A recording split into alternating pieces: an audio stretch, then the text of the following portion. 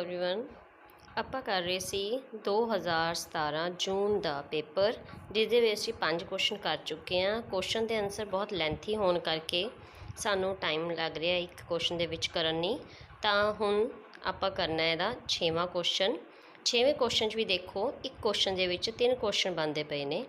ਇਹਨਾਂ ਕੁਐਸਚਨਾਂ ਨੂੰ ਕਿਸ ਹਿਸਾਬ ਨਾਲ ਦੇਖੋ। ਪਹਿਲਾ ਹੈ CDPO ਦਾ ਕਾਰਿਆਕਰਮ। मीन CDPO है कि ये पहले सानू ये पता होना चाहिए है। ਇਹਦਾ प्रश्न है अध्याय 5 प्रश्न नंबर 16। तो प्रश्न नंबर 16 च की है, CDPO ਦਾ मीनिंग आंगनवाड़ी कार्यक्रम। CDPO ਦੇ ਵਿੱਚ ਇੱਕ ਇਹ ਡੈਜ਼ਿਗਨੇਸ਼ਨ ਦਾ ਨੇਮ ਹੈ ਜੋ ਆਂਗਨਵਾੜੀ ਦੇ ਵਿੱਚ ਇੱਕ ਵੱਡਾ ਕਾਰਜਕਰਤਾ ਹੁੰਦਾ ਹੈ, ਜਿਸ ਨੂੰ ਕਿ ਸਾਰਾ हैगा ਘਰ-ਬਾਰ संभालिया ਹੁੰਦਾ है। तो आंगनवाड़ी कार्यक्रम कई परियोजनाओं को जोड़कर बना है। आमतौर पर एक परियोजना में 1 लाख आबादी और 100 आंगनवाड़ी आती हैं। तो एक परियोजना जो इतनी परियोजना बनाई हुई है आंगनवाड़ी कार्यक्रम के लिए, छोटे बच्चों के लिए, परियोजना में एक जो परियोजना होगी उसका 1 लाख आबादी हो और 100 आंगनवाड़ियाँ इसके अंडर आती हैं। प्रत्येक प्रोजेक्ट में एक अधिकारी होता है जिसे बाल विकास पदाधिकारी या CDPO हम कहते हैं, बाल विकास पदाधिकारी। उसका दफ्तर परियोजना का मुख्यालय जैसा ही होता है। तो ये किन बातों को ध्यान में रख के बनाई जाती है? गांव के नेताओं और विशिष्ट व्यक्तियों के संपर्क स्थापित करना। क्या किया जाता है कि गांव के बहुत जो बड़े लोग होते हैं, बुज़ुर्ग होते हैं, या ज़्यादा जिनकी पहुंच होती है, उन लोगों को बुलाया जाता है जिनकी चलती है गांव में, उनको बिठाकर इसके रिलेटेड बात की जाती है ताकि वो एक कार्यक्रम को शुरू करने में साथ दे सके। उनको बताया जाता है कि कैसे माताओं को पूरक आहार दिया जाएगा, बच्चों को पूरक आहार दिया जाएगा, कैसे माताओं और बच्चों की मृत्यु दर कम की जाएगी, टीके लगाए जाएंगे, बच्चों को स्कूल जाने के लिए उसको तैयार किया जाएगा। इस प्रकार उनको सारी बातें समझा के इस कार्यक्रम को शुरुआत करने के लिए हम नींव रखते हैं।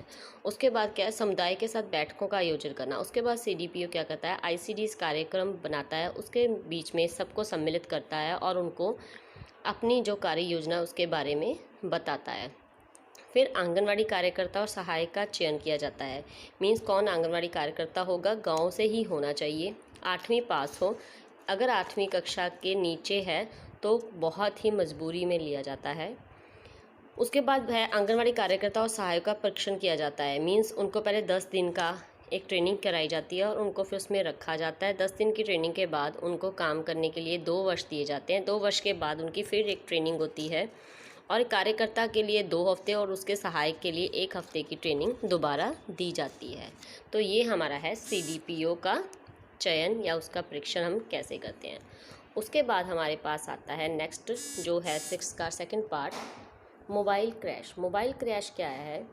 मोबाइल क्रैश में हम कहते हैं जैसे चलती फिरती क्रैच बच्चों की, ये कहाँ बनाई जाती है? जहाँ पे वो बालक हों जो बच्चों को अपने साथ काम पे या कोई बिल्डिंग बन रही है वहाँ पे लेके जाते हैं मज़दूर और अपने बच्चों को वहीं पे रखते हैं। तो उन बच्चों को एक क्रैच वहाँ पे बना दी जाती है जो जहाँ पर काम चल रहा हो, वहाँ पे वो उनके खाने पीने का हर चीज़ का ध्यान रखती है। ये बनाई क्यों गई थी? सबसे पहले सुश्री मीरा महादेव ने जब देखा कि 1964 में स्थापना की गई, उन्होंने देखा कि एक गांधी शताब्दी प्रदर्शनी राजघाट पर निर्माणाधीन थी और उसमें मजदूरों के बच्चे निर्माण स्थल पर असुरक्षित और ख़तरनाक स्थितियों में इधर उधर पड़े थे। तब उनको मन को बहुत ज़्यादा दुख हुआ और उन्होंने इस तरह कामकाजी महिलाओं के लिए मोबाइल क्रैश नामक एक संस्था शुरुआत की।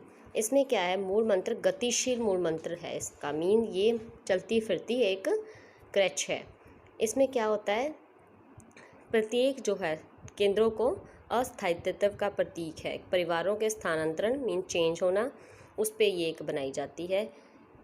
विशेषज्ञों की सलाह ली गई, वित्त का आयोजन किया गया। इस तरह सारा कार्यक्रम करके फिर वहाँ पे मोबाइल क्रैश स्टार्ट की गई। उसमें क्या था, धर्म संस्थाओं के वित्तीय सहायता प्रदान की।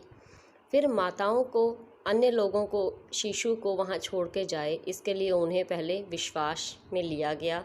फिर वो क्या था, दिन में 2-3 बार वहाँ पर आके अपने बच्चों को देख लेती थी, उनको फीड दे देते थे कि बच्चे की आज सही ढंग से पालन पोषण हो रहा है। जब उनका विश्वास जीत लिया गया तो फिर उन्होंने बच्चों को छोड़ना वहाँ पे सुरक्षित महसूस करना शुरू किया और बच्चों का भी पालन पोषण अच्छी तरह से होने लगा। फिर इस तरह 1 से 3 साल की उम्र के बच्चों और शालापूर्ण कार्यों के बच्चों को केंद्र में लिया गया।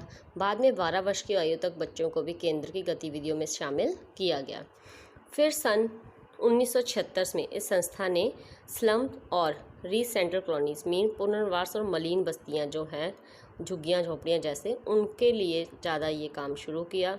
उद्देश्य क्या था? निर्माण स्थलों, महल बस्तियों मीन स्लम झुग्गी बस्तियों के बच्चों को सही पोषण देना।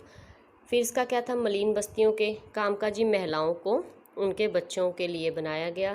टाइम इसका 8:30 से 4:30 होता था और होता था वर्ष में 12 महीने। इसमें बच्चों का वर्गीकरण इस प्रकार रखा जाता है: 0 से 2 साल, 3 से 5 साल के बच्चे और 6 से 12 साल के बच्चे। मोबाइल क्रैश के वार्षिक रिपोर्ट हर बार दी जाती थी कि कहाँ पैसा आया, कहाँ लगाया, इसका भी हिसाब किताब रखना पड़ता था। इस प्रकार उन्होंने क्या है, इस संस्था को चलाने की कोशिश की गई। तो ये मोबाइल क्रैश संस्था है जो कि बच्चों के लिए चलती फिरती एक क्रैच है। ये गरीब माताओं जो काम पे जाती हैं निर्माण हेतु, स्लम झुग्गियों बस्तियों के बच्चे होते हैं, उनके लिए बनाई गई थी। इस प्रकार से हमारा ये 6 का बी पार्ट हो। 6 के ग पार्ट का ICDS का उद्देश्य क्या है, ये इसी की बुक में ही है, इसी क्वेश्चंस के साथ ही है।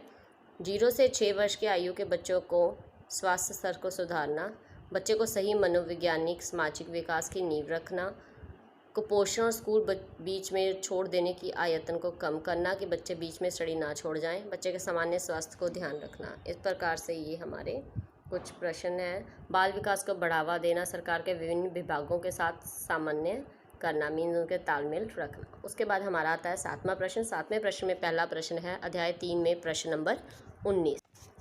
तो व्यवहार संबंधी समस्या 7वें प्रश्न का क भाग, इसमें सिर्फ थोड़ा ही है कि व्यवहार संबंधी समस्या वाले बच्चे कौन होते हैं। जो बच्चे जल्दी चिड़चिड़े हो जाते हैं, जल्दी गुस्सा आ जाता है, जल्दी निराश हो जाते हैं, हर बात पे, छोटी की बात पे गुस्सा हो जाते हैं, तो हम इस तरह कह सकते हैं कि ये इनका व्यवहार में ही कुछ खराबी है, लेकिन इनको स्वीकार, इस तरह के व्यवहार को समाज स्वीकार नहीं करता। तो इन बच्चों को क्या है, समाज से स्थापित करने की उसके योग्यता पर नकारात्मक प्रभाव पड़ते हैं।